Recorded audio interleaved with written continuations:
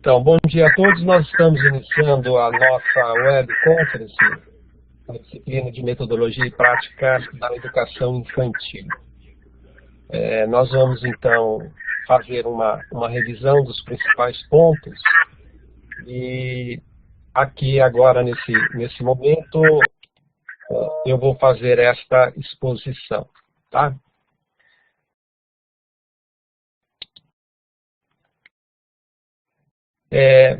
Na educação infantil, a gente tem uma preocupação muito grande com o espaço, né? A organização do espaço. Então, precisa ser uma preocupação, porque é ele que vai nos dar apoio, né? Para que o professor possa atingir os seus objetivos, né? Pois ele influencia de maneira significativa no desenvolvimento do comportamento da criança, né? Então, nós precisamos considerar que o espaço é um ambiente de aprendizagem e elemento curricular. Então, nós tratamos este espaço na educação infantil, né, como um ambiente de aprendizagem, né? Então, ele está integrado às práticas do professor, tá? O ambiente escolar, ele precisa, então, ter um planejamento, né? O professor precisa conceber este espaço, né? Para que ele possa atender ao seu papel de facilitador, de elemento neste processo de comunicação.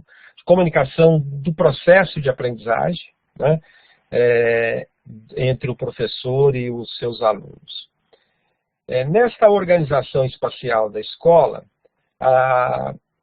ela precisa promover, né, o desenvolvimento de competências no aluno. Então, ele precisa contribuir para o conhecimento, né, para a ampliação desta competência do aluno, seja a competência cognitiva, seja a competência motora, seja a competência social, né? Ele precisa ser também um espaço de estimulação dos sentidos. Um espaço que venha provocar, que venha despertar os sentidos, as linguagens, né, na criança, que isso é muito importante. Ele precisa também passar aí uma sensação de segurança, de confiança, né?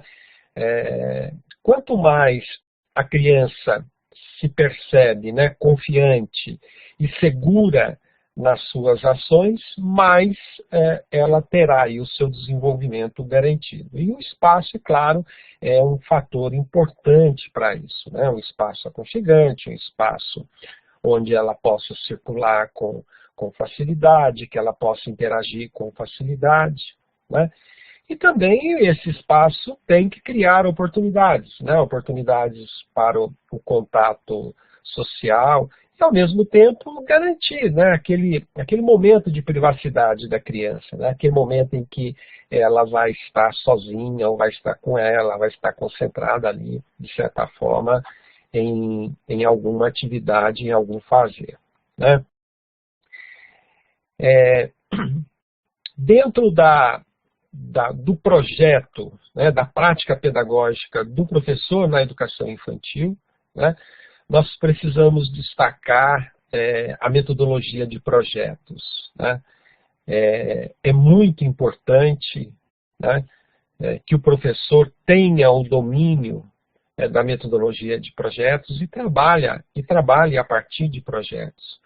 Porque são esses projetos que vão possibilitar, né, momentos de autonomia, de independência do grupo, de cooperação, sociabilidade, e também de liberdade, individualidade e interesse. Principalmente interesse, né?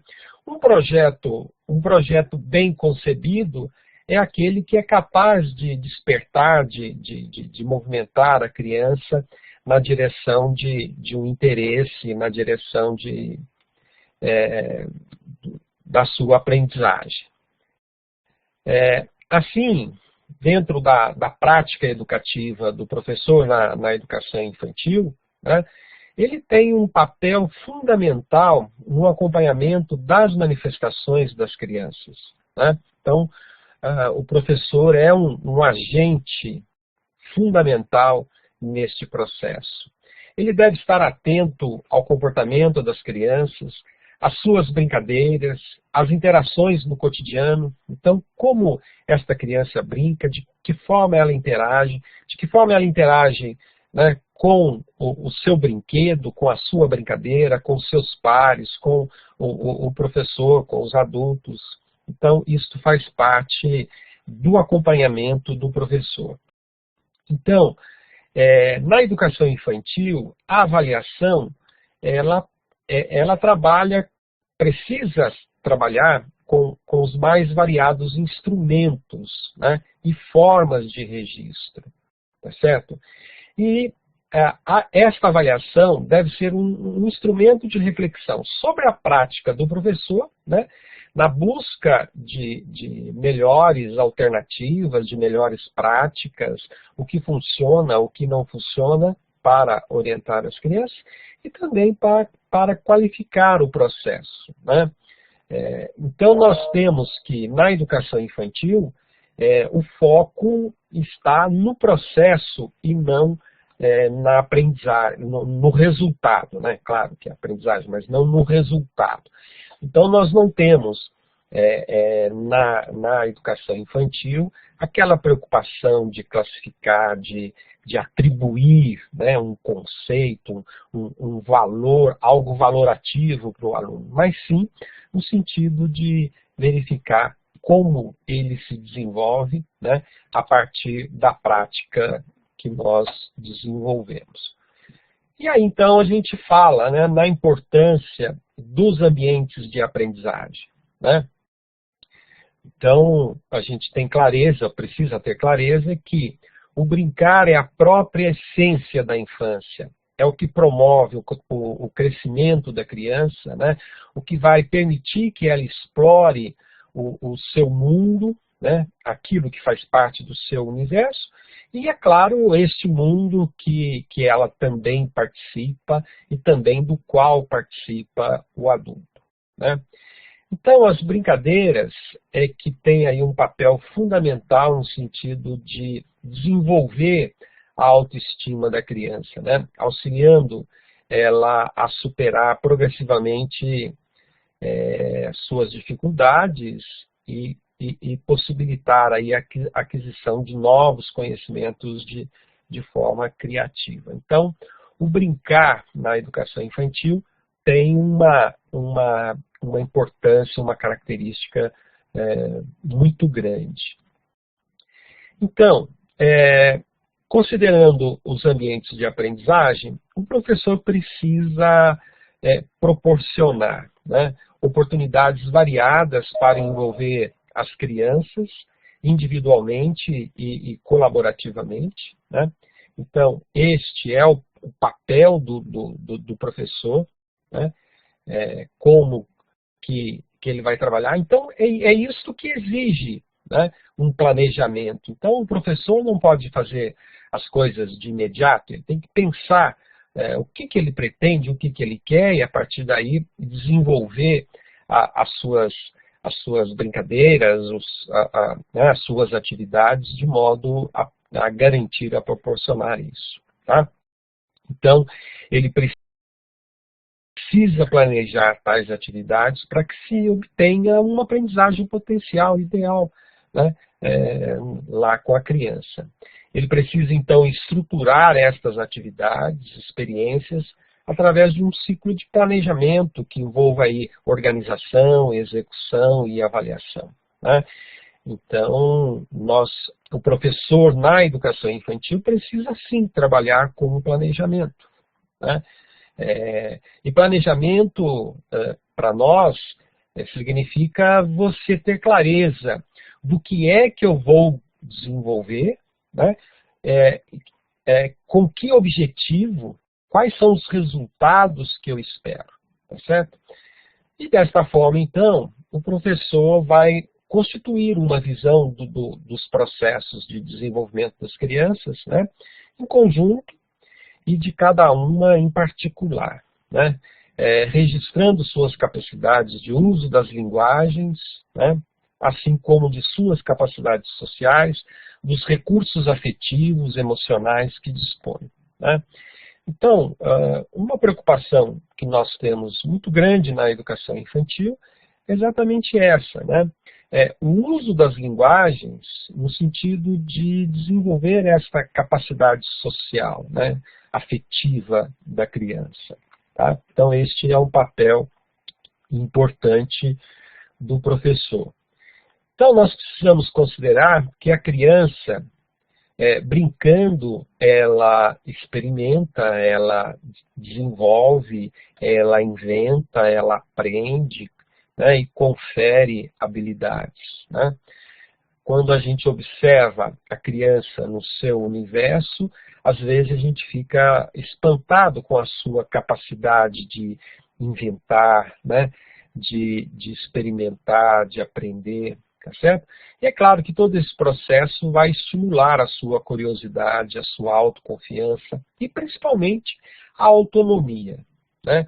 A autonomia na educação infantil é uma questão que todo professor precisa perseguir e tê-la como meta, né? Então, esta brincadeira também vai proporcionar aí o desenvolvimento da linguagem, do pensamento, da concentração e da atenção, né? Então, quando nós falamos nesta brincadeira, neste brincar na educação infantil, né, nós estamos falando em algo carregado de uma intenção. É claro que vocês já devem ter lido lá no texto de referência da unidade, né, que o brincar também precisa ser prazeroso para a criança, né? Ele precisa despertar a criança. Por esta razão é que ele precisa ser planejado, né? A criança, o professor precisa conceber, né, o que é mais adequado para esta ou para aquela situação. Então, o brincar está sempre associado à liberdade, à espontaneidade, o divertimento, à imaginação e à criatividade, tá? Características que muitas vezes não se ajustam naturalmente a um contexto, né? Não é qualquer atividade que vai provocar isso. E não é qualquer atividade que vai desenvolver todos estes pontos, né? Então, o professor precisa estar atento para fazer esses devidos ajustes, né? E também estar atento para que estas atividades, né, se encaixem, façam parte do contexto da criança. O professor precisa, então, valorizar os procedimentos, né, que reconheçam a atividade criadora da criança, né, o seu protagonismo, tá certo? Desenvolvendo, promovendo aí atividades que sejam significativas para elas, tá certo? A brincadeira, então, se reveste de um caráter instintivo, faz parte da natureza da criança, né? E também de um caráter fortemente marcado pela cultura em que estas crianças se inserem, né? Será que as brincadeiras da minha época são as brincadeiras da sua ou são as brincadeiras da época atual? Com certeza que não, né? Será que as brincadeiras aqui com as crianças aqui na nossa região, né, aqui em São Paulo, são as mesmas que se utilizam lá no norte ou no sul do país? Com certeza que não, né? Então, elas estão permeadas por esta cultura, né? A cultura da família, a cultura local, a cultura da criança, tá certo? Então, o professor precisa ter clareza que no trabalho, né, na educação infantil, existe um conteúdo a ser trabalhado, né? É claro que nós utilizamos do jogo, do brinquedo, da brincadeira, né, para desenvolver este conteúdo, mas A educação infantil, a educação de crianças pequenas é coisa séria, né? Precisa ser planejada, organizada, tá certo? Então, este conteúdo, nós podemos classificá-lo em três grupos, né? São os conteúdos conceituais, né, que nós precisamos passar aí os conhecimentos de conceitos, de fatos, de princípios, tá certo? Quando nós falamos em natureza, sociedade, né, na matemática, na linguagem, tá certo? São os conteúdos procedimentais, né, que estão ligados aí à psicomotricidade, ao desenvolvimento da criança, né? Significa aí o saber fazer. E também os conteúdos atitudinais, né? Os valores, normas, atitudes, né? Porque é a partir desta construção, né, que a criança também vai caminhando na construção de seu juízo moral, né? O que a gente trata disso em uma de nossas unidades. Aí então nós falamos na formação pessoal e social da criança, né? É aqui que a gente desenvolve um pouco sobre as teorias dos nossos grandes educadores, né? Como a criança aprende. Então, para Piaget, o conhecimento se produz na interação dos sujeitos com os objetos, né? Ele propõe que o conhecimento seja construído na relação do homem com os objetos, portanto, ele não está pronto nem no sujeito, na carga genética, nem no meio, no objeto. Tá certo? Então, aí é que a gente tem, né, a base do pensamento de Piaget. Já Vygotsky, né, ele foca na relação dos indivíduos, né? Então, a relação dos indivíduos com o mundo não é direta, mas ela é mediada por sistemas simbólicos, né, em que a linguagem ocupa um papel central. Pois é através dela que a criança consegue abstrair e generalizar o pensamento, né? Então, é através desta relação, né, que o aluno vai construir a linguagem.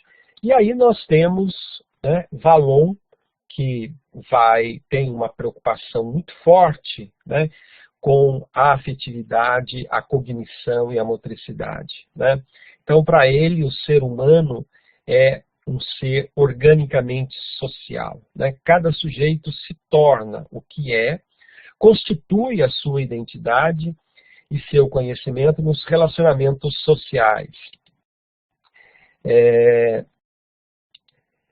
Nos seus relacionamentos sociais. Todas as fases da vida humana, né, são marcadas pelo entrelaçamento entre a afetividade, né, a cognição e a motricidade. Então, esses três elementos para Vallon são fundamentais no desenvolvimento da formação pessoal e social da criança. Então, veja que cada um desses teóricos tem aí uma visão, né, uma contribuição, tá certo? E nós precisamos considerar todas elas. Não só Piaget, não só Vygotsky, não só Vallon, né, mas todos eles, né, cada um dentro daqueles aspectos que as suas teorias abrangem. Então, aprender deve ser uma experiência significativa para a criança, né? E aí o professor precisa ter uma preocupação muito grande de integrar o que a criança já conhece com aquilo que é novo para ela, né? Então nós falamos aí no conhecimento prévio da criança, aquilo que ela traz, é a partir daí, né, que a gente deve trabalhar e é a partir daí que o professor precisa explorar. Então, as experiências, vivências, saberes, né, interesses dessas crianças devem ser o ponto de partida para novos conhecimentos, né? Para que elas se apropriem de novas situações, para que lhe desperte, né, o interesse frente aquilo que é inexplorado, desconhecido, né? E aí então vai provocar, vai mover essa criança na direção da investigação, né? A investigação aqui tem o sentido de eu trabalhar, né, aquilo que eu não conheço, né, aquilo que me atrai. Então, isto é importante no trabalho do professor na educação infantil, né? Então, o cotidiano da criança, né, é muito importante, né? O professor precisa garantir, então, vivências em diferentes situações, né, nas quais a criança possa ter oportunidade de escolha, né? Ela pode escolher um ou outra, uma ou brincadeira ou outra, né? Exercite assim a sua autonomia, né? Conheçam as próprias necessidades, preferências e desejos ligados à construção do conhecimento e do relacionamento interpessoal. Então, a gente deu aí uma visão mais geral destas teorias, né, e o papel do professor frente a elas. Aí nós temos, né, uma outra questão, que é o desenvolvimento da motricidade, né, que está associado ao jogo, ao brinquedo, à brincadeira, né? Então, a importância da psicomotricidade está no fato dela favorecer a formação e estruturação do esquema corporal, né? E tem como objetivo principal incentivar a prática do movimento em todas as suas etapas da vida, né, da vida de uma criança, tá certo? Então, a psicomotricidade, quando nós falamos no estruturação do esquema corporal, isso está ligado a tudo, está ligado ao movimento, ao pensamento, né? Então, a psicomotricidade tem um papel importante, né? E nós, na formação dos professores de educação infantil, precisamos nos dedicar aí um tempo a discutir essa questão da motricidade, tá certo? Porque é por este movimento, né, por esta capacidade, que a criança vai tomar conhecimento do seu corpo, dos seus limites, né, das suas possibilidades, né, e a partir daí que a criança vai se localizar no tempo e no espaço, tá certo? Então, nós temos que levar em consideração que esta criança, ela é um ser que está, né, em formação, né, que está adquirindo habilidades. Tá?